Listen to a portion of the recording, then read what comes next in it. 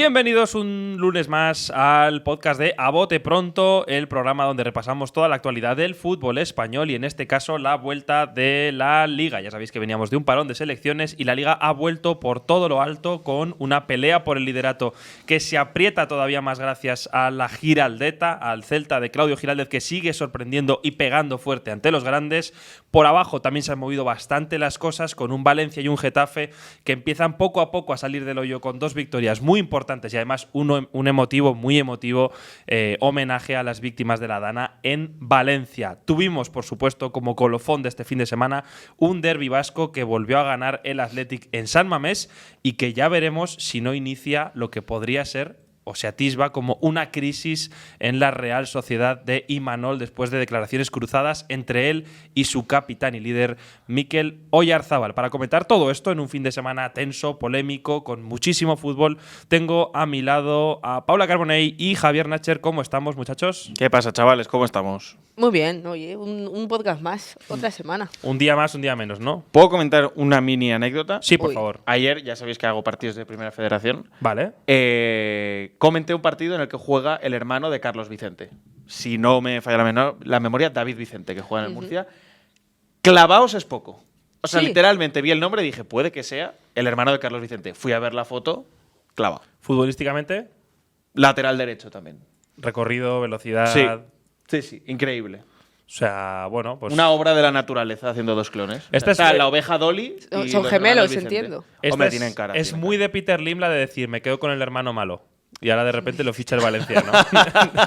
Es que estuvo a punto de fichar por el Valencia, Carlos sí. Vicente. Pues de repente dice, oye, Carlos, no, pero el hermano Sí. me lo hago. Malo, me Mira, refiero. Son gemelos. Sí, Malo me refiero a que, pues hombre, está en primera ref. Nivel Bueno, pero tiene. Carlos Vicente había estado en primera ref hasta hace nada, pilló el ascenso del Racing de Ferrol y ahora está en primera división. Quiero decir que el hermano podría hacer exactamente lo mismo. Bueno, pues, Curiosidad. pues ahí queda, ¿no? Esa anécdota, esa pequeña anécdota del fin de semana. Más anécdotas, por favor. Y vi el segundo partido de Paco Gémez con la Unión Deportiva Ibiza también. Hombre, esto es Ha vuelto Paco Gémez. Ya ha Sí. dejado el Tractor Fútbol Club de Irán y ha vuelto a Españita. ¿Y qué tal sensaciones? Defensa de dos, línea de dos atrás, salida a la Volpiana. la primera federación no se presta tanto a la salida a la Volpiana, pero bien, el Ibiza es que es un equipo muy sólido. Y Hombre, tiene muy buenos jugadores. Hay una diferencia de presupuesto bastante notable. Sí, jugaba digamos. contra el final del Sevilla, además, el Sevilla Atlético, que Sí. tiene también 2 o 3 jugadores muy molones. Como se dice en mi tierra, con perras chufletes, ¿no? Con perras chufletes, que fíjate. eso significa en Aragón como que con dinero, pues así cualquiera, un poco, ¿no? Por quitarle mérito. Pero bueno, bien por el Ibiza, que está ahí. Yo creo que es uno de los proyectos que se va a sentar seguro ya en segunda división y con visos a quizás en algún momento de su existencia llegar a primera. ¿Quién sabe? Dicho lo cual, vamos a empezar con el programa de hoy con el Celta de Giraldez, que volvió a sorprender al Fútbol Club Barcelona, a un grande, porque viene haciéndolo muy bien contra los 4 de arriba, el conjunto vigués. En este caso rascó un empate a 2, remontando en los minutos finales a un Fútbol Club Barcelona que tenía el partido muy controlado, por lo menos a nivel de resultados, si bien es cierto que fue un encuentro muy, muy disputado.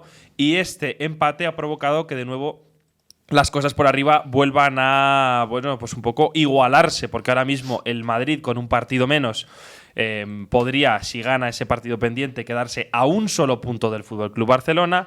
El Atlético de Madrid también está ya acercándose poco a poco al Barça, así que parece ser que se va confirmando lo que podría ser una pelea a 3 por el título de Liga. Ojalá que sí, porque la verdad que molaría ver esa pelea a 3 y la ha provocado, ya decimos, además de las victorias del Real Madrid y del Atlético de Madrid, de las que también hablaremos un poco, sobre todo este empate en Balaídos con un Celta de Vigo que yo me alegro mucho, la verdad, por ellos, porque habían hecho muy buenos partidos contra el Villarreal, acabaron perdiendo.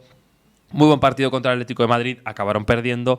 Muy buen partido contra el Real Madrid, acabaron perdiendo. Y por fin contra el Barça, que también le compitieron de tú a tú, sin miedo, sin tapujos, con su propio estilo, sin negociar. Volvieron a sacar un buen resultado con este 2-2 en un partido muy polémico, muy tenso, muy disputado, que la verdad estuvo bastante entretenido y que no sé si siembra un poco la semilla de la duda en este Barça de Flick, que llegaba como un tiro. Ya de repente parece que todo ya pues no se ve tan claro. ¿Cómo somos, en las aficiones y todo? Enseguida que, ¿no? 2 partidos que no sale algo y ya las alarmas. No. La verdad es que lo del Celta yo creo que es uno de los equipos de la Liga más meritorios que tiene en cuanto a propuesta de juego, y lo vimos contra el Barça cuando el planteamiento era muy claro, ir a por el partido, explotar sobre todo esos espacios que dejaba atrás el Barça en defensa, que lo hizo en ciertas ocasiones bastante bien. Creo que por eso sorprendió metiendo a Dubicas. También muy condicionado por esa expulsión de Casado, que en apenas 10 minutos el Celta consiguió empatar un partido donde yo creo que estuvo al menos más acertado para mí que el Barça, que Flick metió bastante palo en rueda de prensa.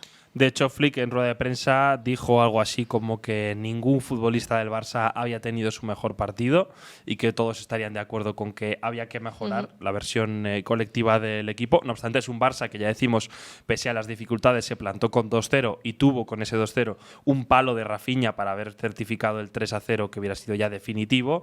No lo cerró, hubo esa expulsión de Casado, que fue clave, y también clave, yo creo, un error de Koundé en un momento de duda en el que el Celta va a presionar con mucha fe a campo rival, pierde el balón, 2-1, yo creo que ahí ya empiezan los nervios, las dudas, y a partir de ahí el estadio se viene arriba y es muy difícil darle la vuelta. También muy polémico, por cierto, el partido, no vamos a comentar mucho, pero en lo arbitral se protestó una posible expulsión de Gerard Martín, una posible también expulsión provocada por un penalti que hubiera hecho él a Yago Aspas, no se pitó ninguno de los dos.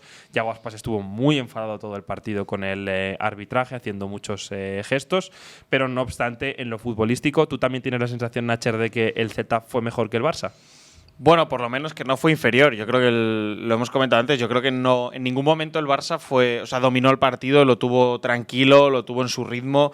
Yo creo que siempre estaba incómodo con cómo juega el Celta, y yo creo que es un poco la tónica habitual de los partidos que no ha conseguido ganar el Barça. Es decir, que cuando el otro equipo le iguala intensidad, le iguala ritmo y le iguala a todo lo que suele hacer el Barça pasa problemas, y de hecho las derrotas del Barça en este sentido han sido estos partidos, ha sido Osasuna, ha sido la Real Sociedad y fue el Celta. Entonces yo creo que ahí es donde tienes el riesgo de que igual en el intercambio de golpes el Barça, pues por calidad, te puede acabar ganando, pero de momento los equipos que le han planteado un partido así le está saliendo bien contra el FC Barcelona, y me parece súper meritorio de un Celta que, tú lo decías, podía haberse ido perfectamente sin ningún punto, viendo que fue todo el partido por detrás y pudo incluso ser más, pero esa fe hasta el final le permitió rascar un puntito que incluso podía haber sido más en ese tramo final. El Celta, para mí, es uno de los equipos que más está puntuando por debajo de lo esperado en este inicio de liga. Si el Celta hubiera conseguido rascar empates o victorias que ha tenido por la mano, estaría mucho más arriba en la clasificación, y no obstante ahora está en media tabla precisamente por eso. Al Barça le tiene bien tomada la medida, no solo Giraldez sino el Celta, porque vemos que es el equipo desde la temporada 2014-2015, como estamos viendo en este tuit de Afauteza, Real Club Celta, en Twitter. Es el segundo equipo que más puntos ha conseguido contra el Barça desde esa temporada 14-15. Evidentemente el primero es el Real Madrid con 30 puntos y el segundo es el Celta de Vigo. Un equipo, como decimos, incómodo para el FC Barcelona, que hizo un muy buen planteamiento. Como tú bien dices, Nacher, yo creo que jugó a ese responder al fuego con fuego, ¿no? A presión, con más intensidad, con un partido en el que todo se juega en espacios muy pequeños, a una tensión muy grande. Le pasó también parecido a la Real, Osasuna, incluso partidos que sacó adelante, como el caso del Real Madrid o el Bayern Múnich. El límite con el Barça de Flick siempre va a estar muy fino. Es decir, yo creo que con los riesgos que asumen, esa posibilidad de encajar 2 goles de repente o que un partido se venga abajo, siempre va a estar ahí, ¿no? Yo creo que eso es un riesgo que el Barça asume y que de alguna manera le exige ser muy, muy, muy preciso siempre, en todo momento. No lo fue por banda derecha porque no estaba Lamine Yamal, a nadie se le escapa que es una baja sensible para el Barça y evidentemente no vamos a comentar todo lo que pierde el Barça sin Lamine Yamal. A eso hay que añadir que tampoco estaba Alejandro Valde, que para mí, y os lo decía antes de grabar este podcast, me parece que es una baja mucho menos comentada, pero también muy sensible, porque Alejandro Valde estaba a muy buen nivel y me parece que el Barça en los laterales, siendo sincero, es donde tiene la peor rotación, porque a mí me parece que Gerard Martín y Héctor Ford no son malos futbolistas, pero son claramente el bajón de calidad más notable que hay a nivel posiciones en el Barça. Sí, estoy muy de acuerdo y creo que se notó y que especialmente con Gerard Martín lo hemos visto a lo largo de la temporada, ¿no? Que igual era un futbolista que necesitaba pues más confianza, que bueno, está acostumbrado a ver más errores en él. Yo creo que ofensivamente además tampoco aporta mucho por el perfil de lateral que es, que creo que esa es la principal diferencia, que Héctor Ford es distinto, igual sí que ahí en ataque te aporta un poco más, pero luego también, por ejemplo, el propio Héctor Ford, que se ve en la segunda mitad, se iba enseguida muy fácil al suelo. No sé, se nota que al final ese escalón de balde a lo que hay después, el paso es más grande y ha probado Flick con ambas opciones y yo creo que ninguna acaba de cumplir lo que es Balde. Sí, yo creo que es un poco lo que decimos siempre con los chavales, es un poco la gestión de las expectativas. Estaba claro que en pretemporada y en verano el Barça no tenía el cash para fichar ese tipo de futbolistas, es decir, un recambio de lateral izquierdo y derecho de garantías, y sabíamos que iba a ir con Valde, Koundé y los chavales que habían cumplido bien. Héctor Ford en la pretemporada habían salido 2 o 3 perfiles interesantes. Y claro, habían jugado bien en partidos, pues eso, de pretemporada, en algún contexto determinado de la temporada pasada, pero no los habíamos visto en este tipo de escenarios. Y entonces al final, pues yo creo que es eso, ni son tan brutales como parecía, ni son tan malos como puede parecer en otros partidos. Son futbolistas competentes para jugar en el primer equipo, pero que evidentemente hay un eslabón grande, una diferencia entre un Balde y un Koundé y ellos. Yo creo que es una posición que a futuro el Barça debe pensar en reforzar. Claro, pero en el corto plazo es imposible. No, en el corto plazo no, claro. Y se están apañando con lo que tienen, pero yo sí creo que el Barça debería tratar de reforzarse en el lateral porque hay mucha diferencia. Dicho lo cual, le expuso muy bien un Celta que, como decimos, estuvo brillante, como en muchos momentos de esta temporada. Rascó un empate, pudo ser más, pero bien por el Celta, que se va ahí pues aproximando a los puestos donde yo creo que por rendimiento debería estar. Va a estar peleando por Europa esta temporada, me da la sensación, si sigue jugando así, desde luego. Es verdad que en la cara B es un equipo muy frágil a nivel defensivo, le hacen goles muy fácil, comete muchos fallos a nivel individual. Creo que esto irá mejorando según se vayan reforzando en las próximas temporadas y construyendo proyecto con Giraldez, pero de momento me parece que hay muchas cosas por las que estar orgulloso en el Celta de Vigo, y coincido con Paula en que tampoco hay demasiados motivos de momento para encender las alarmas en el FC Barcelona. En cuanto al Real Madrid, que hizo los deberes y ganó en Butarque al Leganés por 3-0 en un partido contundente en cuanto al resultado, no tanto en cuanto a juego, me parece, con un Real Madrid que, sobre todo, la principal cuestión a comentar es lo llamativo del 11, ¿no? Es un 11 en el que jugaron Ceballos, en el que jugó Arda Güler. También estuvo Asencio, que lo hizo bien en el central. De hecho, vuelve a demostrar el Madrid solidez defensiva, la que tuvo la temporada pasada para ganar Liga y Champions. Solo en contra 0,08 expected goals contra el Leganés, y venía de hacer 0,09 contra Osasuna. O sea, un equipo que concede muy poco y castiga en el área contraria. Es lo que era el Real Madrid la temporada pasada. Y me da la sensación de que lo volvió a ser en Butarque, un equipo no despampanante en lo colectivo, pero sí muy efectivo y muy contundente. Sí, y también yo creo que más allá del juego lo importante es que vayan apareciendo esos nombres, que es lo que se espera, ¿no? Que al final Mbappé marque un gol, pues con lo cuestionado que ha estado estas últimas semanas, siempre es algo que tiene que sumar, más allá de cómo sea el gol o que al menos la asistencia se la diese Vinicius, que esas cosas vayan pasando en el equipo, que Güler cuando juegue responda, incluso Ceballos, de que igual no se puede esperar tanto, Valverde desde el lateral. Yo creo que eso, más allá del juego del Real Madrid, antes que correr, porque está claro que no está funcionando, es al menos ir paso a paso y que esos jugadores vayan respondiendo. Y yo creo que el 3-0 nos habla de eso, y sobre todo un Ancelotti que tiene una prueba de fuego muy importante esta semana en Champions. Sí, contra el Liverpool en Anfield. Yo creo que es el partido de nivel que está esperando la gente que el Real Madrid saque, para ver un poco que vuelven las buenas sensaciones. Como decías, ha habido mucho experimento este fin de semana. Hay muchas bajas. Es un Real Madrid con muchas bajas. A nadie se le escapa, sobre todo en defensa. Me pareció a mí, pese al gol, de nuevo un partido bastante discreto de Mbappé, de nuevo errático en la definición, de nuevo un poco ansioso en las decisiones. Además, Ancelotti le dio el premio de jugar por la banda izquierda, o sea, colocó a Vinicius como una especie de falso 9 y el perjudicado fue el brasileño. A mí me da la sensación, y lo digo de verdad, que a nivel colectivo Bellingham está volviendo ya a tener un nivel mejor, sobre todo a nivel tensión competitiva, ganador de duelos, no solo por los goles, le vemos mejor.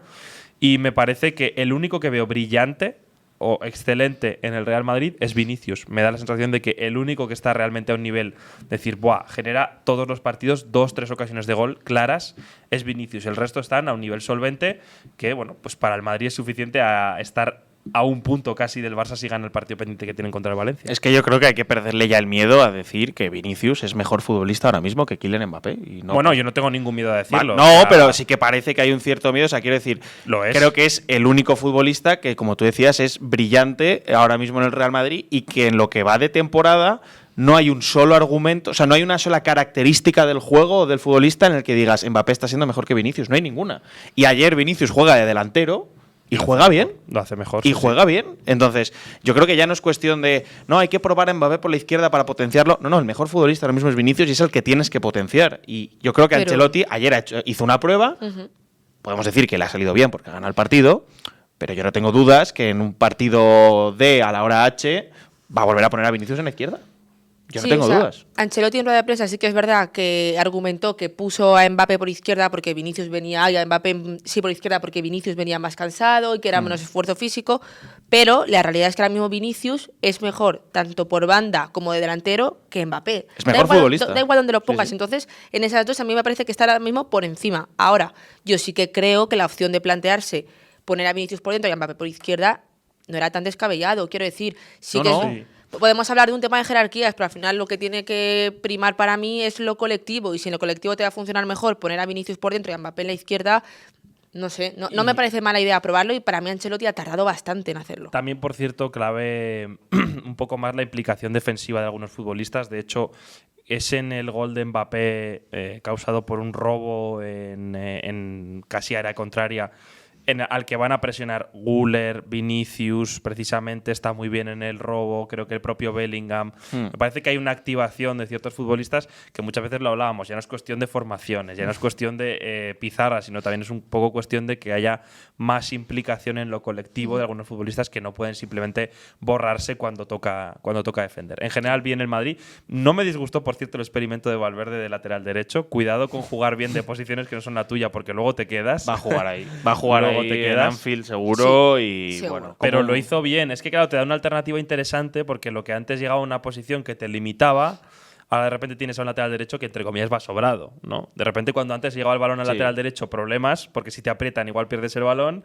Y ahora no solo eso, sino que de repente te hace un cambio de orientación y libera todo el equipo porque es Valverde, ¿no? Entonces me parece que hizo buen papel, pero siempre es peligroso lo de ser polivalente porque puedes acabar jugando de una cosa que no quieres. Pero es que ahora mismo ya no tiene más perfiles ahí. O sea, quiero decir, para que juegue Raúl Asencio, Sí, se han sí. tenido que lesionar todos los centrales y Tchouaméni, que era el otro central. Sí, no, sí, no juega. totalmente. Entonces, claro, en el lateral derecho tienes los dos lesionados y no tienes ningún otro perfil, que antes era o Nacho o Militao. Están los dos, uno fuera y otro lesionado. Por cierto, noticia de última hora, baja de Vinicius, un mes se va a perder por una lesión en el bíceps femoral de la pierna izquierda.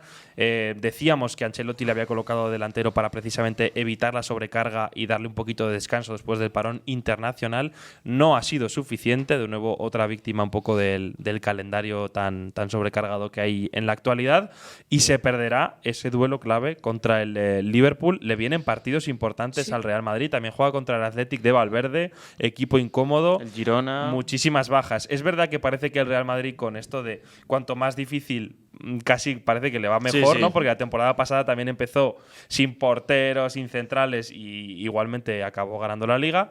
Y ahora, precisamente, cuanto más bajas acumulas, cuando mejor está jugando. O sea que ya veremos, pero desde luego baja sensible la de Vinicius. También fue noticia, por cierto, además del partido del Real Madrid, la asamblea que se vivió el domingo. Ya sabéis que se hace una anual en la que Florentino Pérez, pues, junto con todos los socios, pues hace una presentación de un poco los planes del Real Madrid, etcétera. Se esperaba que hubiese mucha noticia al respecto y sobre todo había mucho run con la posibilidad de que Florentino Pérez anunciase la intención del Real Madrid de convertirse de un club, que lo sigue siendo, junto a Osasuna, Athletic y el Barça, son los únicos de España que siguen siendo a nivel, digamos, formalmente un club y no una empresa privada, la posibilidad de convertir el Real Madrid a sociedad anónima deportiva, es decir, a una empresa privada. Y se habló de que va a haber un referéndum para consultar precisamente la estructura y el modelo del club. Lo que me parecería un bombazo, es una noticia que analizaremos si sucede. Ya que solo el Madrid se lo esté planteando, me parece un signo de los tiempos tremendo y puede ser algo verdaderamente potente. Así que lo hablaremos si surge, pero desde luego que sepáis que eso está ahí, ¿no? En la mente de Florentino ya está la idea de convertir al Real Madrid en una sociedad anónima deportiva. Se hablaba muchas veces sobre el Barça y la posibilidad de que se convirtiese a una, pues ahora también se habla del Madrid. Así que una noticia que podría tener un calado en lo económico, desde luego brutal para un equipo que, por cierto, este año es el primero que ha superado los 1.000 millones de euros de facturación en una temporada. Por su parte, el vecino madrileño, el Atlético de Madrid, que cumplió con un papel clásico del Atlético de Madrid, Sí, que fue lo dijimos nada, en el último podcast, de hecho. es que es, o sea, es el día de la marmota con el Atlético de Madrid constantemente. El partido empieza fatal, el equipo no carbura, nadie juega bien. Les meten un gol Les pronto. meten un gol, cambios en el descanso, revolución, entra el Cholito, energía, entra Sorloz, de repente un 9 te viene bien y el partido lo acaban remontando con épica, con Simeone yendo a celebrar con el propio Sorloz, que se vio ahí un poco como qué ganas tengo de que metas goles, macho, que para eso te hemos fichado. Y Sorloz le miró como diciendo, ahora, ¿no? Ahora que te salvo el partido, ¿no? Pero un poco el guión de siempre, ¿no? Con el Sí, Atlético sí. de Madrid. Sí, es que no hay mucha novedad. Es un poco la sensación que tenemos desde que estamos comentando al Atlético. El Cholo hace una apuesta al inicio del partido, a veces te planta una línea de 3 centrales, otra línea de 4, la cambia durante el partido, no funciona, a mitad parte hago 3 cambios, ¿no? Que es un poco lo que hemos visto antes.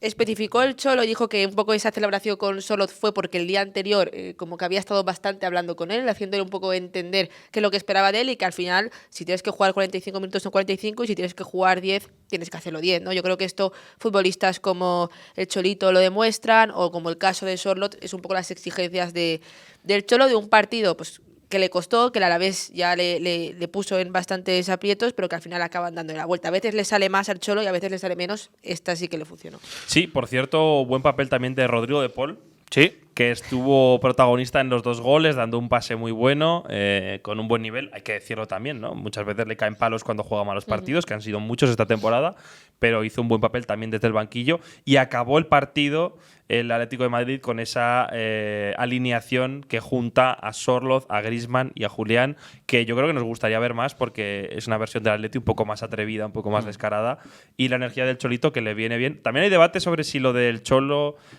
Junior, lo de Simeone, es bueno o malo el hecho de que esté destacando tanto y que quizás habla mal del nivel de energía y un poco de convicción de otros futbolistas. Bueno, pero Puedo le mete comprar. competencia a futbolistas como Marcos Llorente, que si se tiene que exprimir al 120% serán buenas noticias para el Atlético de Madrid.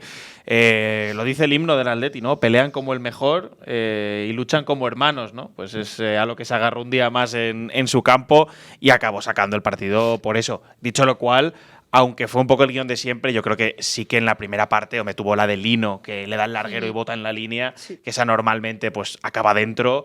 Sivera tuvo que parar 40 balones, es decir, sí, pero o sea, es un poco la sensación de siempre, pero sí que creo que el Atleti no fue ese típico partido del Atleti de 60 minutos absolutamente dormido, sino que en la primera parte sí que lo intentó bastantes veces y pues no tuvo puntería, cierto, era un poco a veces jugadas de cuelgo el balón al área, de repente aparece Barrios ahí para peinar un balón, que dices, ¿qué hace ahí Barrios? Pero bueno, yo creo que lo importante ahí en el Atleti es que en un fin de semana donde ha tropezado el Barça puede reengancharse y ese quórum que hace una semana montábamos aquí en A Bote Pronto de hoy están a 7 puntos, otra vez el tercer puesto, bueno, pues ahora están a 5 del liderato. Sí, por cierto, también cuidado con el Alavés porque Luis García ya dijo, estaba muy cabreado con alguna decisión arbitral que fue clave para el partido y ya dijo que se la jugaba en el siguiente partido, porque el Alavés, después de empezar de locos, lleva una racha malísima y él mismo pone en duda su continuidad. A mí me gustó el Alavés, yo espero que continúe porque creo que es un equipo que está jugando bien, pero que muchas veces le está faltando saber cerrar los partidos. Vamos a ver cómo queda la clasificación por arriba, muy apretadita, como decimos, después del pinchazo del Barça. Barça 34 puntos líder, el Real Madrid es segundo con un partido menos, tiene 30, por lo tanto si ganase ese encuentro no es fácil contra el Valencia en Mestalla, creo que era en Mestalla si no me equivoco, pues se quedarían a un punto del FC Barcelona. El Atlético de Madrid, pese a no terminar de convencer, ahí está, tercero con 29 puntos. No ha perdido la pelea por la Liga todavía, está a 5 del líder. Y tiene que enfrentarse, por cierto, al Barça en el último partido de Liga antes del parón de Navidad. O sea que se puede quedar la Liga muy caliente después de ese encuentro. Solo ha perdido un partido, el Atleti. Y solo ha perdido, efectivamente, un partido el Atlético de Madrid, que es el conjunto que, si no me equivoco, menos goles ha encajado en toda la Liga. Es un equipo que, bueno, por lo menos está siendo más contundente en defensa, que es algo que le pedíamos el año pasado. Si bajamos a puestos europeos, ya nos encontraremos por ahí al Athletic y a la Real, que son de los que vamos a hablar a continuación, porque hubo derbi vasco en el fin de semana para cerrar el el domingo a las 9. La verdad que yo diré que lo he disfrutado un montón, porque es típico equipo y típico derbi con mucha tensión, pero muy buen ambiente en las gradas, un buen estadio como San Mamés. Me gustó mucho la retransmisión también, o sea que me pareció como un buen fin de fiesta para este fin de semana. Y fue un derbi, la verdad que a nivel futbolístico yo creo que tuvo mucho nivel, porque la primera parte claramente el Athletic salió superior con el estilo clásico rock and roll de Valverde, presión a todo campo, intensidad, ganador de duelos, buscar la velocidad con los tres de arriba, que en este caso no estaba Guruceta, ya está optando por Yaló como una especie de falso 9, y los hermanos Williams y Yaló se van intercambiando posiciones permanentemente, con un buen Sancet que marcó el gol de la victoria. La segunda parte fue un poco más de la Real, me da la sensación. Yo creo que el conjunto Churiurdin ya se recompuso de esa primera parte y fue poco a poco imponiendo ese ritmo de juego un poco más lento, que a ellos les conviene más, pero no fue suficiente y al final acabaron perdiendo. Y hubo unas declaraciones en rueda de prensa bastante llamativas, que nos hacen pensar, no sé hasta qué cierto punto pues puede haber una crisis dentro de la Real Sociedad. Ya sabéis que comentamos la semana pasada que el director deportivo, Roberto Olave, que ha sido el arquitecto de este gran proyecto que acabó con una clasificación a Champions, una Copa del Rey, sale del equipo. Hay ciertos rumores sobre que su relación con Imanol está muy desgastada, y eso es motivo por el cual él ha decidido salir antes de tiempo de su posición de director deportivo. Y Imanol no se cortó un pelo en rueda de prensa, dijo literalmente tras el partido: no hemos venido a jugar el derbi, hubiese cambiado a mis 11 futbolistas. Un palo brutal a toda la plantilla. Pobre Remiro, también te digo. A esto respondió Oyarzábal con una declaración que no sé si tenemos por ahí, Nacher. Vamos a escucharla, porque parece bastante obvio que va dirigida al propio Imanol. ¿Qué está pasando en San Mamés los últimos 4 años que habéis perdido los derbis, y sin terminar de dar la versión real de lo que puede ser este equipo, de lo que realmente sois? Bueno, pues igual creo que llevamos 4 años que las cosas nos están costando mucho, que no somos nosotros mismos. Entonces igual hay que echarle un ojo desde el inicio, desde cómo lo planteamos, desde cuál es la idea que tenemos desde dentro, y bueno, intentar todos hacer autocrítica. Luego en el campo nosotros también ser conscientes de que al final los que estamos ahí somos nosotros, y los que sacan las castañas del fuego o las cosas cuando no van bien somos nosotros. Pero creo que llevamos muchos años aquí con, no sé si el mismo error o de la misma manera, y creo que hay que mirar todo el mundo hacia adentro e intentar cada uno hacer autocrítica. A mí me parece súper evidente que es un mensaje para Imanol. Hay que hacer todos autocrítica, todos tenemos que mirarnos para adentro, hay que mirar a cómo salimos de inicio en el planteamiento, llevamos muchos años tal. Me parece que es evidente que no ha sentado bien el mensaje de Imanol. Lo hemos dicho muchas veces en el podcast, que Imanol a veces es excesivamente duro con su plantilla. Sí. No sé hasta qué punto la salida de Olave, la salida de Merino este verano, también era verdad que era una buena oportunidad, ¿no?, para ir al Arsenal, pero todo puede estar conectado con esa sensación un poco de que el proyecto, que ha sido tremendamente exitoso, está llegando a un punto de estrés, cansancio, roces entre la gente, y me parece un cruce de acusaciones medido, pero muy duro. Me estoy muy de acuerdo con lo que acaba de decir Rub Pug en el chat. Dice casi más la cara de Oyarzábal que lo que ha dicho, porque como es el periodista preguntándole sobre lo que ha dicho Imanol, la cara de Oyarzábal es como mordiéndose la lengua de lo que realmente quiere decir, y aún así ya dice bastante, con lo cual estoy muy en esa. Y Oyarzábal, hay que recordar que es un poco uno de los intocables de Imanol, que le pone siempre, es el capitán, es el líder, o sea, que le ha sentado fatal a él. No sé, ¿tú cómo lo ves, Paula? Yo lo veo que es típico escenario o sea, que tiene mala pinta, ¿no? Que la evolución de estas declaraciones yo creo que no deben gustar, porque además ahora mismo tiene Eric Bretos encima de la mesa la posible renovación o no de Imanol, que acaba contrato esta temporada, que han admitido que están en conversaciones. Pero ojo, porque a mí, ostras, lo de Oyarzábal sí que me da sensación de un palo y de que si el equipo ya está desgastado en estos momentos de la temporada donde aún tienes todo por decidirse, no lo sé. El mensaje de Oyarzábal que decía, cuando las cosas van mal, somos nosotros los que sacamos las castañas del fuego. Como También al final quien tiene que dar la cara son ellos. Yo creo, opinando un poco, que Imanol, insisto, hay veces es un técnico con carácter, ¿no? Y es un técnico duro, eso está bien. Cada uno tiene su personalidad y su forma de trabajar.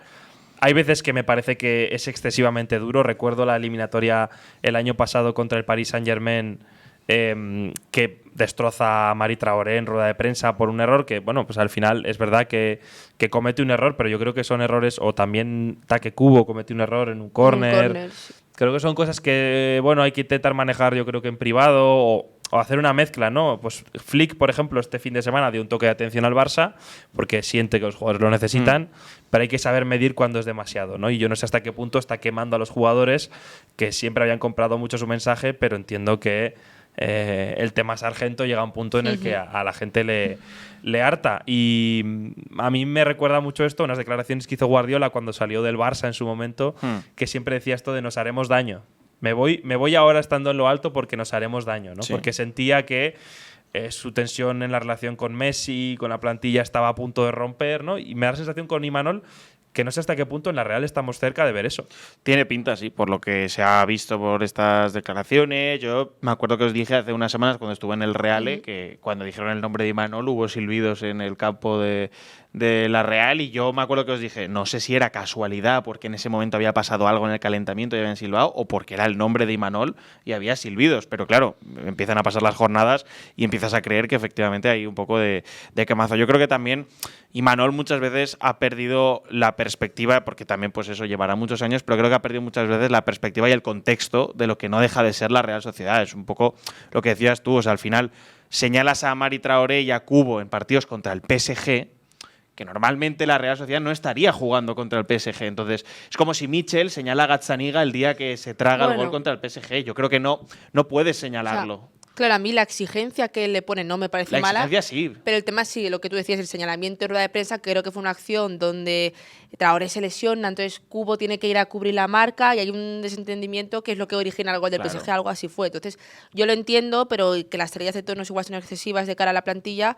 Pero bueno, no me parece mal tener esa exigencia de decir hay que ir un poco a por más. Pero hay que diferenciarlo, es decir, yo creo que sí que hay otros futbolistas que por el contexto, el juego, el equipo en el que están o el partido, sí que, oye, si hacen una mala acción o una mala, no sé, o un mal señalamiento a un compañero o algo, se les puede decir, pero yo creo que no es el caso este. O sea, yo creo que Imanol muchas veces ha patinado de más, y entiendo a Oyarzábal diciendo, oye, que tampoco es, o sea, tampoco estamos aquí, o sea, quiero decir que ha perdido 1-0 el derbi, que es verdad que es un jarro más después de la temporada que lleva la Real, porque tampoco sí, ¿no? Y que me parece un tema de cómo Imanol decide plantear el partido del derbi. Claro, Y son 4 temporadas en las que el Athletic gana en San Mamés siempre el derbi, es algo que pica aquí, pero me parece que también es un poco, los jugadores sienten que les están tirando a las vías del tren, ¿no? Sí. Y que al final, en un momento tan complicado como un derbi, pues hay un poco que tratar de repartir culpas. Yo creo que ser un poco más diplomático, la crítica en privado, el elogio en público, siempre tratar de hacer un poco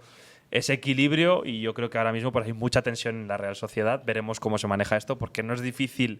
Ahora, ¿qué hace Imanol? Claro, ha salido tu capitán en público un poco a contradecir tus palabras. Todo el mundo por lo menos lo ha interpretado así. Desde luego, situación complicada de revertir la de la Real Sociedad, que venía en línea ascendente, además, venía con una buena trayectoria. Y yo insisto, yo no sé, viendo el partido, no me pareció que el partido de la Real fuese tan malo como para decir que hubiese cambiado a las 11. Para mí, es que delante tienes a un Athletic que es un muy buen equipo. Es que es un muy buen equipo. O sea, es que y en su casa, además. Sí. Al final hay dos maneras de jugarle a este Athletic: aceptar el ritmo alto de partido que te va a imprimir e intentar abrazarlo, ir a por ello, o hacer lo que decidió hacer Imanol en este caso, que es, cuando tenga el balón, dar mucho pase, intentar dormirlo y controlarlo a través de la pelota. Sí que es verdad que, bueno, se vieron sobre todo en esa primera mitad dos equipos jugando a dos cosas muy distintas, ¿no? Una por parte del Atlético y por parte de la Real. Pero sí que es cierto que yo creo que luego en la segunda parte la cara que da la Real es bastante mejor. Entonces, sí que era que me pareció excesivo a priori en rueda de prensa el decir, ostras, es que cambiaría a los 11. Sí, yo creo que tuvo opciones, no obstante, enfrente tuvo un muy buen Athletic que bueno, pues va con buena marcha en Liga, ya está quinto, acechando al Villarreal, que pinchó contra Osasuna este fin de semana en un partido también muy tenso, que al final acabó empate, pero bueno, ahí están los de Valverde, que me sigue pareciendo a día de hoy uno de los equipos más entretenidos de ver como espectador neutral. Es un equipo súper dinámico, que se siente cómodo en la velocidad. Ese ataque con Yaló me parece muy interesante, creo que es difícil de defender, ¿no? Porque se están cambiando todo el rato y volvimos a ver también, por cierto, un buen nivel de Nico, que no está teniendo el mejor arranque de temporada dentro de su nivel, que es muy bueno y muy alto. Así que bien por el Athletic, que está haciendo un buen papel en este momento de la Liga y le vienen ahora momentos cruciales en Liga y en Europa League para tratar de certificar estas buenas sensaciones. Mejores sensaciones también han tenido Getafe y Valencia este fin de semana, que se reencontraron con la victoria. Ahí lo vemos al bueno de Hugo Duro. No, Duro, la nueva canción de Quevedo. Qué buen tema este. Que insistió mucho Paula en que la escuchásemos Y para el ver nuevo qué disco opinábamos también. y no. Y cosa de lo que nos arrepentimos ahora mismo. ¿Escuchará Hugo Duro la canción Duro? Segurísimo. Yo creo que Hombre. sí. Yo creo que Hugo Duro escucha todas las canciones que incluyan Duro. Duro de verdad, de Badguial también, efectivamente. Mientras la comenta Eres el en un mejor. café con Alfredo Duro, entiendo, ¿no? Claro, justo. Mira, justo estábamos. Pagaría mucho por ver ese contenido. O sea, es decir, Hombre. Alfredo Duro y Hugo Duro escuchando Duro de Quevedo. Pagaría por ver ese Yo también. contenido. Bueno, dejadnos vosotros en comentarios cuánto pagaríais por ver ese contenido. Mientras Daddy Yankee grita de fondo ¡Duro! Claro, sí, por ejemplo, algo así. En fin, perdona la tontería. Duro, que fue uno de los goleadores del partido del Valencia, que tuvo muchas cosas que comentar. En primer lugar, y lo más importante, fue que el Valencia volvió a ganar un partido de fútbol 4-2 contra el Betis. Sí, o sea, ojo al resultado, porque es una victoria que da muchísimos ánimos a un equipo que no solo venía mal en lo deportivo, sino que además se ha llevado el palo de la Dana. Tanto ellos como el Levante, sobre todo, son equipos muy afectados que llevaban sin jugar 2 jornadas. Y con esta victoria yo creo que el Valencia saca un poco la cabeza del hoyo. Estaba colista, ahora ya es colista el Valladolid. Y un buen Valencia, y además también yo creo que un poco empujado por ese momento emotivo que hubo en el arranque con el homenaje con la Dana, que yo creo que influye también en lo anímico. Sí, o sea, fue un partido tremendo del Valencia y probablemente el mejor de la temporada, sin lugar a dudas. O sea, creo que era muy difícil o imposible que el Betis igualase ese nivel de rabia, de intensidad, de querer reivindicarse el Valencia en los primeros 15 minutos. Era prácticamente imposible y se vio en el campo. O sea, los primeros 15 minutos del Valencia eran arrolladores, presionando muy arriba, muy ordenado, colgando balones, llegando por los carriles todo el rato y acabó con el premio muy temprano del gol de Tárrega. Es verdad que le empatan rápido y luego se estabiliza un poco el partido, pero a la vuelta del descanso otra vez Baraja alguna tecla emocional tocaría en el descanso, porque salen como un torbellino y en 5 minutos le cascan 3 goles al Betis de pam, pam, pam, una y otra.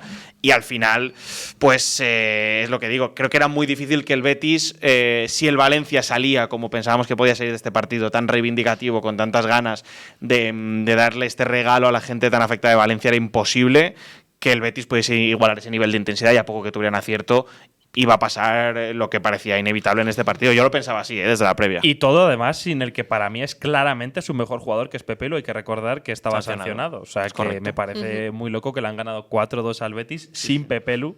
Un gran resultado para el Valencia. Y Tárrega asentándose como un buen central. Me parece un central correcto, mucha envergadura, sale bien a anticiparse a los delanteros. No es técnico, pero me parece que ese punto de madurez que ganó la temporada pasada en el Valladolid… Y yo no lo esperaba, no era uno de los nombres… Bueno, sí que en la previa dijimos que en la previa de la temporada, ojo que no fuese el titular, que Yarek nos parecía que estaba un poquito tal, y al final Baraja, con lo que tiene, ha optado por una línea de 5 que está bien tirada. A mí ya Mosquera hizo un partidazo espectacular. O sea, me parece que está bien tirado, que le va a faltar creatividad arriba, pero ya le faltaba el año pasado. Bueno, no la tenía tampoco. Correcto. Pero es muy loco lo del Valencia. La línea defensiva, de 5 defensas, 4 son de la casa, por así decirlo, porque quitando Fulquier, luego es Gallá, Yarek, Mosquera y Tárrega, 4. más luego además hay que sumar a Javi Guerra y a Diego López. O sea que al final, de todo el 11, estás viendo como ante la necesidad y ante la falta de fichajes y la falta de inversión de la propiedad en la plantilla,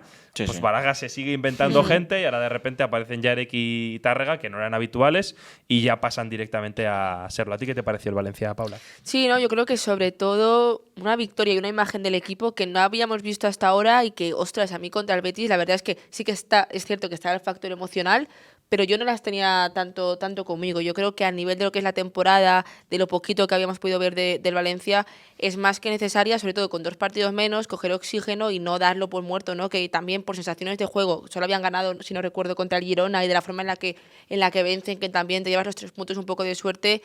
Habíamos visto tan poco del Valencia que yo creo que esta victoria, como está dado contra el Betis, y más la imagen del equipo, a mí me parece muy, muy necesaria. Además, un chute emocional, como decíamos, vamos a ver el homenaje a las víctimas de la Dana. Fue sobrecogedor, yo creo que es la palabra. Hubo de todo. El himno, si no me equivoco, será el himno del valenciano. Lo mezcló con una canción, sí, yo creo que era del propio artista, dedicada a los valencianos. Sí. Pero y tocaron con dulzainas también, instrumento de la zona, hicieron este mosaico. Había alrededor de la bandera de Valencia, que por cierto la donó el Real Madrid, es la que vimos desplegada en el Bernabéu, con esa bandera y la gente alrededor de colegios afectados por la Dana, si no me equivoco. O sea que fue verdaderamente emotivo y vimos de hecho a muchos futbolistas, el propio Tárrega, por ejemplo, llorando en la previa del partido, resumiendo un poco lo que han sido estas semanas pues jodidas y muy duras para un Valencia que por fin, por cierto, pues empieza a ver la luz y nos alegramos porque estaba bastante en el hoyo y en una situación muy preocupante. También estaba en el hoyo el Getafe y bueno, ahí va a estar, yo creo, durante toda la temporada. Recordamos que hablando de crisis y un poco de declaraciones cruzadas, también las hubo en el Getafe. Bordalás salió a rueda de prensa diciendo que en invierno hacía falta 4 o 5 fichajes de nivel para evitar el descenso. Sergio Ángel Torres diciendo que de fichajes nanay y que se peine, básicamente. Y que se peine, que con lo que hay pues tienen que apañarse. Y el Getafe, que sacó una victoria fundamental por 2-0. Esto ya fue el viernes, con un protagonista inesperado, como es el que estamos viendo en la fotografía, que es el bueno de Niom. Niom estaba sin equipo al empezar la temporada. 35 años. Y ahora, junto con Álvaro Fernández también, que lo vemos ahí en la imagen. Rodríguez. Álvaro Rodríguez, perdón. Están ahí pues siendo un poco, bueno, pues un refresco ante un Getafe que, como decimos, con lo que tiene se tiene que apañar, y ganó por 2-0 para salir del hoyo en un duelo directo que necesitaban la victoria. Y de nuevo, yo creo que un poco Manuel Bordalás. El partido de Niom es increíble. O sea, es absolutamente inesperado. O sea, de repente estaba todo el rato en el área de rematador, llegando por el carril. Pero vamos a ver. Pero este señor no se dedicaba a defender, tipo Dimitri Fulquier por la parte derecha, tranquilito, sin que le molesten, y de repente estaba rematando balones. Estuvo buscando el gol todo el partido. Le dio la asistencia a Álvaro Rodríguez, que hace un remate espectacular a la media vuelta, y de repente pues acaba marcando un gol que empuja en el área. Y bueno, MVP absoluto. Y bueno, es increíble cómo a Bordalás literalmente le dan un palo y una piedra y convierte un equipo primera división. O sea, es increíble. El fichaje que le han dado en octubre encima es Alan Niom. ¡Pum! Lo pone a jugar, gol y asistencia. Es increíble lo que se ha inventado Bordalás. Y bueno, duelo clave contra el Valladolid, 2-0. El Valladolid es un poco la cruz de toda esta historia, porque hablamos del Valencia y el Getafe, que están un poco aupados ahora mismo, pero todo lo contrario con Valladolid y Español. Yo creo que ahora mismo son los 2 equipos que más claramente están en descenso. El Valladolid ahora mismo es el nuevo colista. No está cuestionado su entrenador, Pezzolano, porque es amigo personal incluso de Ronaldo, el propietario del Valladolid, y parece ser que él confía mucho en él y que no va a dar su brazo a torcer. Ya sabéis que incluso Pezzolano, pese al ascenso, fue pitado en las fiestas de celebración, la gente pedía que se fuese. Él cantó Pezzolano, vete ya. Sí, fue todo un circo, fue todo un circo tremendo en el ascenso. Ahora parece ser que un poco le siguen ratificando, pero vamos a ver la tabla porque las cosas están así por abajo. Bueno, pues vemos como realmente el Leganés podría ser uno de los que está ahí en la pomada, 14º con 14 puntos, 15º es el Getafe con 13, también tiene 13 el Alavés, que lo comentábamos, está en una mala racha de forma y el propio Luis García es el que se cuestiona a sí mismo. Las Palmas, que venía con Diego Martínez de estar lanzado, pues al final… comentaremos, por cierto, todo lo que pasó con el VAR ahora en la sección del Barro, porque vaya tela por Diego Martínez y por Las Palmas lo que pasó con el VAR. 12 puntos es 17º. Y los 3 últimos ahora mismo son el Valencia con 10 puntos, que no obstante tiene 2 partidos menos, así que podría llegar a sumar hasta 16 y salir claramente de la zona de descenso. ¿Y uno es contra el Español? Uno es contra el Español, que va a ser un duelo a cara de perro, y el otro es contra el Real Madrid, que bueno, siempre es un duelo tenso, el Valencia-Real Madrid. 19º y por tanto penúltimo es el Español con 10 puntos, aunque tiene un partido menos, ese pendiente contra el Valencia. Y el Valladolid ahora mismo es colista con 9 puntos. Yo creo que no hay demasiadas sorpresas con los implicados que estamos viendo por abajo. Básicamente están todos los que pensábamos que iban a estar al inicio de la temporada. Y yo creo que sobre todo el Valladolid es uno que tristemente no nos sorprende, es que al final no tienen ni un lateral izquierdo y Pezzolano es un entrenador que bueno, está cuestionado por la gente desde el inicio, pero es verdad que los argumentos que tiene para pelear no son muchos. De repente a Boyomo te lo quitan justo antes de empezar la temporada o al empezar la temporada. Y bueno, pues hay lo que hay. Es que tampoco… Y además encima vi el otro día que hay posibilidad de que puedan vender a Moro en invierno, que ya sería como el sumum. O sea, ya sería el acabose. No sé qué… ¿Cómo ves a Valladolid tú? No sorprende. Es que era a priori por nivel de plantilla lo que veíamos más justo para poder quedarse en primera contra el Español y el Leganés, que a mí me ha sorprendido gratamente. Entonces de Valladolid poquito… Yo creo que es un tema de que a nivel deportivo no le da. Raúl Moro empezó bien, pero luego depende de mucho de cuando quiera aparecer o no. Entonces igual en enero están planteándose si haga una buena oferta, pero me parecería una baja muy sensible porque es de los poquitos rescatables a nivel ofensivo del Valladolid. Y yo creo que bueno, que si Ronaldo apuesta por Pezzolano, ya en segunda cuestionado decidieron quedarse con él, entiendo que seguirá y que irá hasta final de temporada. También sonaban rumores con Manolo, la Manoleta, el Español y una posible vuelta de Sergio a los banquillos del Español. De nuevo es otro equipo que, aunque le veo un poco más de argumentos a nivel plantilla que al Valladolid, siendo sincero, miro lo que hay y digo, bueno, es que aquí aunque traigas a… Sí. Tráeme a Jürgen Klopp del retiro y lo veo complicado igualmente. Que es verdad que Sergio ya hizo 2 milagros seguidos con el Cádiz y no pudo hacer uno tercero, que estuvo hasta la penúltima jornada para hacerlo.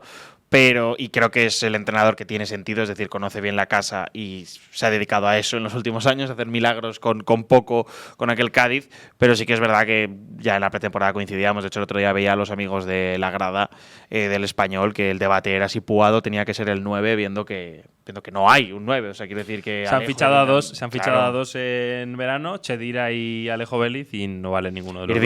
Irving Cardona ni está ni se le espera tampoco. El partido del Español es terrible. O sea, la primera parte es puritito Girona del año pasado. O sea, por todas partes, metiendo por todas partes. Que, por cierto, del Girona no hablamos, pero están séptimos rozando ya Europa con 21 puntos. O sea, mala temporada del Girona, desastroso tal, lesiones, sí, pero ahí están. Me ha recuperado de repente a 7 futbolistas y claro, de repente tiene un equipo. Claro, ahí están. O sea, que ahí están, sí. Me parece que tiene mucho mérito. Qué ganas tengo el partido del martes contra el Sturm Graz. Ojalá gane y el Girona se la juegue a cara de perro contra el Liverpool y Arsenal. Qué ganas, ojalá. Qué ganas. Y le pinte la cara a Arne Slot. Dicho lo cual. Sturm Graz.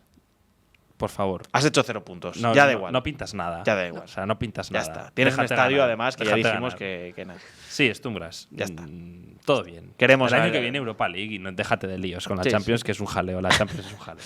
Entonces, bueno, veremos si acaba la Manoleta, que es un entrenador que nos cae muy bien y mola muchísimo. Pero es verdad que yo creo que hay un punto ahí de no puede dar más tampoco el equipo con lo que tiene. Igual con Sergio pues consigue reactivarlo y consigue 2 victorias seguidas que sacan al Español de ahí y lo tienes en la pomada, pero yo lo veo muy difícil. Bueno, se volverá un equipo igual más sólido en defensa y un auténtico ladrillo, pero al unocerismo y poco más. Sí. Es que no le queda mucho a lo que encomendarse. Así está la pelea por el descenso. Con esto concluimos, pero no sin comentar lo que decíamos. El tema del VAR, lo que sucedió en Las Palmas, que fue tremendamente extraño. El titular es que expulsaron a un tipo por hacer una peineta y pitaron un libre indirecto que acabó con la remontada del Mallorca por Jaime Mata provocando a Murici. Vamos a comentar todo esto en la sección del Barro. Vale, he hecho un resumen express, pero voy a intentar hacerlo un poquito más completo. La secuencia es la siguiente. El Mallorca va ganando 2-0. Claramente superior a Las Palmas, todo bien, pero el equipo se viene abajo en la segunda parte. Las Palmas va creciendo y, de manera justa y con buen fútbol, acaba empatando el partido 2-2. Con eso llegamos a los minutos finales. La sensación es que si el partido tiene que dar un vuelco y no quedarse en empate, va a ser para Las Palmas, porque está jugando mejor y está con la inercia, el estadio volcado, todo bien. En ese fragor de un partido tenso, de dos equipos que quieren ganar, 2-2, un buen espectáculo a nivel futbolístico, Jaime Mata, que había salido desde el banquillo para tratar de aportar al ataque de Las Palmas, hay un córner. El Mallorca no lo remata, es un córner a favor de Mallorca, no lo remata o no acaba generándose ningún tipo de ocasión. Y Jaime Mata, futbolista de sangre caliente, un poco le celebra a Murici un poco en la cara de toma, sin más. O sea, es la celebración de un córner que no ha sido gol. Esa es la celebración. Y se lo celebra en la cara. Murici le responde con una peineta, pero ni siquiera muy airada, ¿no? Le saca el dedo del medio y le dice, toma para ti. Merendola para ti. Toma para ti, tal. Esa jugada en televisión, yo que lo estaba viendo en directo, ni la vi. Yo ni la vi. Yo creo que ni yo ni nadie. Los narradores se la comieron también, por cierto. Fue pues típica acción del juego. De hecho, el córner acaba en un contragolpe, que es una ocasión clara para Las Palmas y que acaba fallando, si no me equivoco, Sandro y tal. De repente, cuando falla Sandro, todo se para. Parece que ha intervenido el VAR. De hecho, en la narración se dice que puede haber un posible penalti en el córner y nadie sabe muy bien qué se está revisando. Para sorpresa de todo el mundo, lo que se termina revisando es la peineta de Murici. O sea, realmente se dio parecía una imagen de The Office. O sea, estaba el árbitro viendo el VAR, viendo como Murici hacía ¡pam! Toma, para ti. No, a mí me encantaba el zoom. En plan, por si no lo has visto, ahí está. Y estaba Murici, entonces lo echaban para atrás, para adelante, y el dedo de Murici ahí, y el árbitro. Por favor, ¿puedes darme otra toma para ver hide behind, dame la hide behind. Es el del medio, ¿no? A ver si le he sacado el índice y le he hecho así, ¿no? Como parecía The Office, todo parecía The Office. Al final, la decisión, con el reglamento en la mano, es la siguiente, que él lo resumió Andoni Ocho Torena en Twitter. No os vamos a leer el reglamento, pero básicamente, basado en el reglamento, está bien arbitrado. ¿Por qué? Porque básicamente el gesto de Murici puede ser considerado una falta de respeto o un comportarse de manera ofensiva contra un compañero. Creo que está, ¿no?, aquí. Emplear lenguaje o actuar de modo ofensivo, insultante o humillante. Entonces, eso puede ser, según el reglamento, motivo de expulsión. Por lo tanto, puede entrar el VAR, porque ya sabéis que el VAR puede entrar o bien para acciones de gol o bien para acciones de expulsión o para penaltis. En este caso, el VAR entra, considera el árbitro que esto es una roja y, por lo tanto, saca roja a Murici. Pero la roja a Murici viene provocada de un, digamos, escarceo con Jaime Mata. Ya os digo que lo que hace Jaime Mata antes es como celebrarle en la cara en plan de toma, no has metido gol, toma, yo qué sé. Sí, está aquí. No sé qué le diría. Ya, pirata, yo qué sé. Cosas súper ofensivas, ¿no? Y entonces, de repente, claro, como eso es una jugada que todo forma parte de un todo, esa acción de Mata también puede ser considerada una falta de respeto que se sanciona con amarilla y con libre indirecto a favor del Mallorca. O sea que es un poco una de cal y una de arena, ¿no? Al Mallorca le expulsan al delantero, pero le pitan un libre indirecto en un momento en el que estaba muerto en el partido para poder ponerse por delante. Para sorpresa ya todavía más mayúscula, el libre indirecto, en vez de sacarlo donde se produjo toda la acción, que fue muy pegado al palo, lo sacan de repente como en la frontal del área pequeña, cuando ahí no había sucedido todo. O sea, era mucho mejor para el Mallorca que se sacase ahí. Lo que yo no sé en el reglamento es si se puede sacar un libre indirecto desde aquí. Yo creo que tiene que ser por delante de la… Tiene que ser en la frontal. Claro, yo creo que ahí no se puede sacar un libre indirecto. Entonces se saca el libre indirecto, marca Mójica y el Mallorca gana el partido. Aquí viene el debate de hoy. Ahí está. Ahí está la peineta, ¿no? Ahí está la peineta, VAR, se revisa, efectivamente es el dedo en medio, no hay ninguna duda, es una peineta, ¿no? Luis Aragonés, orgulloso, llorando desde el cielo, diciendo ese es mi Murici y ese es mi Mallorca, ¿no? Mi duda es, vale, el reglamento dice que esta jugada está bien rearbitrada y está guay. ¿A vosotros parece que esto tenga sentido? Porque a mí no. Ninguno. O sea, desde el punto de vista en el que ningún futbolista de Las Palmas, ni siquiera el propio Jaime Mata, que ve la peineta perfectamente, le parece nada y no reclama nada, te quiero decir, no está considerando que le están robando, entre comillas, eso. O sea, entiende que es un lance del juego. Entonces, claro, si ni siquiera nadie lo protesta y no se sienten que le están perjudicando, ¿por qué hay que rearbitrar esa jugada? A mí me pareció surrealista, la verdad. Yo es que yo ahora lo pienso y todo cómo se desarrolla es surrealista. Cómo termina, en fin. A ver, es lo que un poco comenta Juan. Bajo el reglamento, el VAR puede intervenir porque esa acción puede llevarte a una expulsión. Entonces, vale. O sea, no se puede decir que esté mal arbitrada, ¿no? Porque con el reglamento está bien.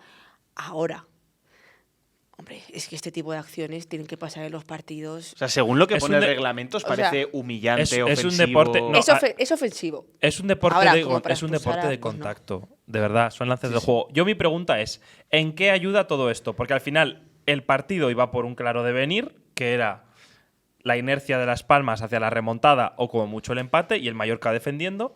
Y a partir de la decisión del árbitro, el partido cambia por completo. Hombre, claro. Da un giro de 180 grados y el Mallorca, sin hacer mérito dentro del campo, termina remontando un partido que estaba perdiendo y al final a causa del árbitro. Yo lo que entiendo, y yo creo que hemos perdido un poco el norte. Mi opinión es que los entrenadores, los directores deportivos, los presidentes, los árbitros, todo el mundo está para ayudar a los futbolistas. Pero al final son los futbolistas los verdaderos protagonistas. Todos tienen que ayudar, pero no son protagonistas. Y para mí esta es una clara ejemplificación de cómo un árbitro se convierte en protagonista a través del reglamento de un partido. Es decir, En concreto el del VAR. esa jugada, claro, ¿por qué interviene? Porque Hay el jugadas- Linier tampoco... O sea, el Linier vería perfectamente si la le- peineta. Yo me juego lo que sea a que si le preguntamos hoy a Mata o a Murici, si nos están viendo nos pueden responder, si les preguntas, oye, ¿a ti te ha ofendido? No. O lo ves parte del juego. Además, dos veteranos del Sí, del sí, fútbol sí, ya, sí. ¿eh? Y te dicen, oye, ¿tú estás ofendido con Mata? ¿Tú estás ofendido con Murici por lo que te ha hecho? Yo estoy seguro de que ellos te dicen, nah, son cosas del fútbol. Claro. Esto es parte del juego. Es el juego anímico de yo te pico, tú me picas, no sé qué, tal, ¿no? ¿A quién estamos ayudando con estas medidas? ¿Al fútbol? Al fútbol no, porque el fútbol iba por otro lado y tú le has cambiado el sentido a través del arbitraje. ¿A los futbolistas? A los futbolistas no, porque ninguno de los dos futbolistas siente que el arbitraje o el reglamento les haya ayudado. O sea, las amarillas y las rojas se crearon para que nadie saque una ventaja ilegítima de meter palos a los demás, o de insultar, o de agredir, o de lo que sea. Entonces, al final, estos son lances del juego que yo, insisto, creo que convierten al árbitro en protagonista y retiran del foco a los futbolistas, que son los que deberían decidir hacia dónde va un partido, ¿no? Me parece que sí, con el reglamento en la mano es una buena decisión, es una decisión correcta, mejor dicho, pero me parece que es algo que había pasado desapercibido, el balón no iba por ahí, la jugada iba por otro lado. Hay veces que los árbitros ven cosas y tienen que saber manejar los tiempos del partido, tienen que saber dejar correr ciertas cosas en valor y en favor de que el juego vaya mejor y de no cortar el ritmo.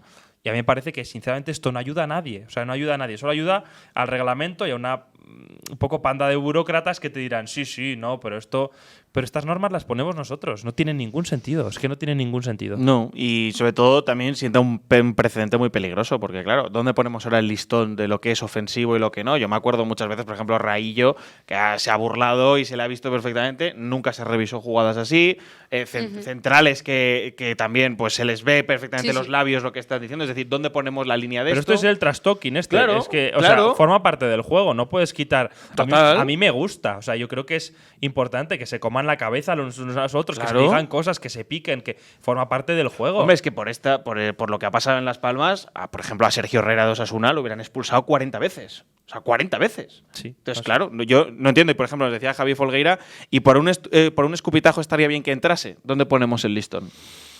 A mí ahí... pues, Pero a mí claro, ahí me parece entiendo bien, que pero sí. claro… Pero es otra cosa, no porque es lo mismo escupir Claro. que sacarle el dedo o insultar a alguien. O sea, es un partido de fútbol, quiero decir. O, por ejemplo, claro, ¿con qué cara te quedas tú si eres Jaime Mata que has hecho la provocación que ha acabado con la derrota de tu equipo? En parte es tu culpa, Sí, pero sí. tú has hecho algo mal. Yo soy el entrenador y soy Diego Martínez y tengo que decirle a Mata, no, es que no hagas eso. Es que ya estamos entrando en la corrección dentro de… O sea, ya se tienen que comportar como si estuvieran en un restaurante de etiqueta. ¿Qué es fútbol? O sea, ¿qué es fútbol? Digamos, no puede estar el listón tan bajo. Que sí, que el reglamento está correcto, pero no puede estar el listón tan bajo. Yo quiero que los futbolistas puedan expresarse con libertad. Si, por supuesto, faltan al respeto al contrario, pero me es una peineta, me parece una cosa inocente, estúpida, y yo creo que estamos de verdad perdiendo un poco el norte. Sí, yo creo que estamos perdiendo estoy un poco de acuerdo el norte. con eso. Así que nada, ahí queda el debate. Os esperamos en comentarios para ver qué opináis vosotros de esta intervención del VAR, que a mí me pareció, como decía Paula, surrealista es la palabra. O sea, surrealista. Nunca había visto algo así en el fútbol y me quedé absolutamente alucinado. Como decíamos, había sido un fin de semana tremendo, denso, intensito. Ha sido una muy buena jornada de liga. Sí. Ha sido una buena jornada de liga. Hemos hecho buen chup chup aquí en el podcast. Os esperamos este próximo jueves con un podcast versión Champions en el que hay partidazo. Sobre todo, ojo a ese partidazo en Anfield, Liverpool, Real Madrid. Tremendo. Y ojo a ese Girona Sturm Graz. Estamos ahí. A machacar Estamos a ahí. Sturm Graz. Vamos.